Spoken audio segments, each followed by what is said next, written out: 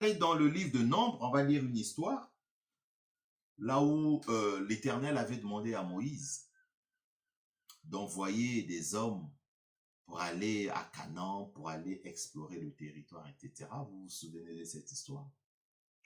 Et quand ces personnes sont allées là-bas, ils sont revenus vers Moïse pour lui donner le rapport, mais ils étaient pessimistes. Ils ont dit à Moïse, ah, nous étions là-bas, on a vu des géants, on a vu telle situation.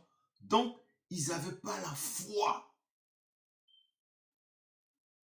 qu'en faisant une mission envoyée par Moïse avec la bénédiction de l'Éternel, qu'ils allaient être victorieux. Mais c'était assez triste quand même. On va lire cette histoire. On va aller dans le livre de Nombres. On va dans le livre de Nombres. Nombres chapitre 13. Entre le verset 25 et le verset 33.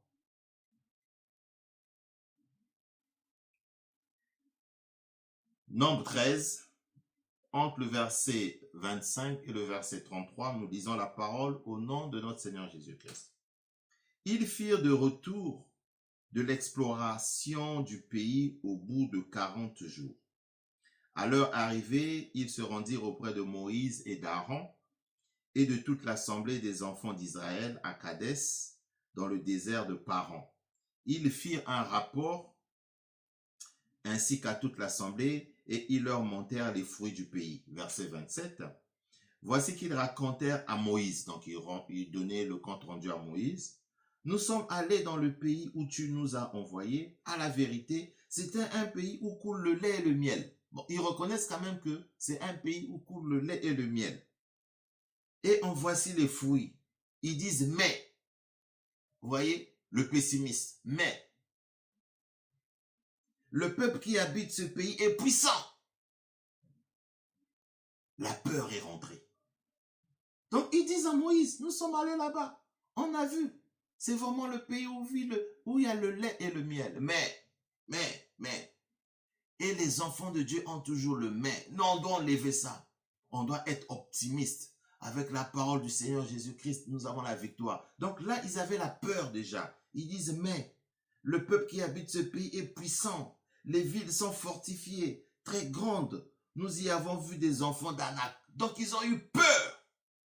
Dans le nom puissant du Seigneur Jésus-Christ, le Seigneur est en train de me parler de la peur. Ma sœur, enlève la peur. Oh mon frère, enlève la peur. Quelles que soient les tribulations que tu es en train de traverser, quelles que soient les situations que tu es en train de traverser, que le diable ne te mette pas la peur, que les enfants d'Anak ne soient pas dans ton cœur. Oh, mais que la peur parte loin de toi. La peur n'est pas de Dieu. La peur n'est pas de Dieu. Vous savez, frères et sœurs, les armées, quelquefois conventionnelles, quelquefois avant qu'ils rentrent en conflit ou en guerre, ils envoient souvent des messages de communication. Ils envoient quelquefois des faits d'annonce pour faire peur à l'adversaire. Et très souvent, on est quelquefois tétanisé, on jette quelquefois l'éponge. Tout simplement parce qu'on n'a pas combattu, on a seulement peur. Alors ici, là, vous allez voir, vous allez lire ce texte, vous allez vous rendre compte qu'ils ont eu peur. Au verset 31, il est écrit, mais les hommes qui étaient allés avec lui dirent, nous ne pouvons pas monter contre ce peuple, car il est plus fort que nous.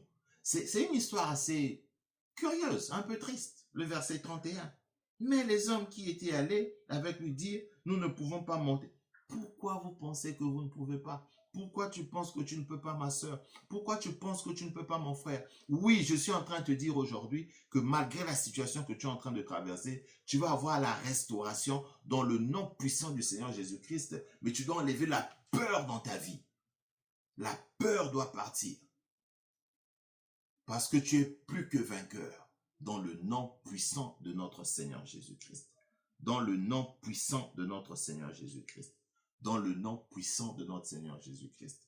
Alors, voici la deuxième arme que nous avons découverte dans le livre de Romains 8, 37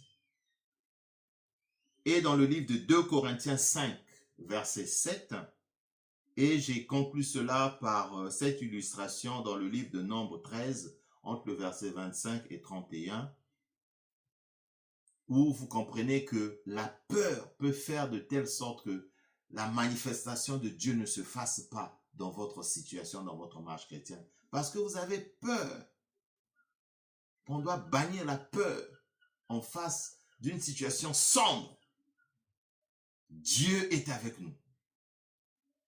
Je ne crains rien. Le Seigneur est avec moi. Amen.